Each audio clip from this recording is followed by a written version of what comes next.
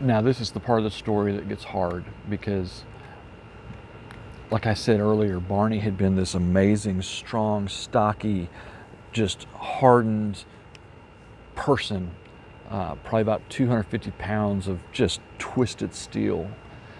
And when I knocked on the door, I heard from inside. I didn't hear his strong, gruff voice.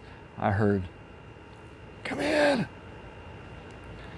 And I opened that door and looked across, and it felt like when you're watching something in a movie and the background does this whole thing, and as I saw him at the end of this room, and it was not a large room.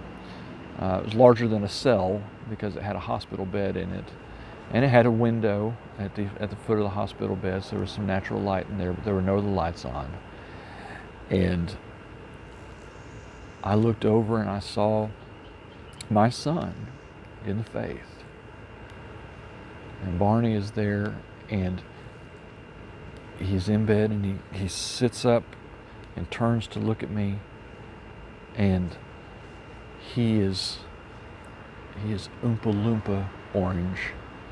And if you've ever seen videos or pictures after World War II of the concentration camps where the Nazis put the Jews, and how emaciated those people were, that's how Barney was. He was Oompa Loompa orange, and he was emaciated. I asked later, I think they said that he weighed somewhere around 112 or 115 pounds. He was just a shell of his former self. And he said, "Jeff."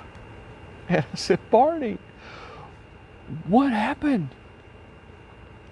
And he let me know that he was in stage 4 liver cancer.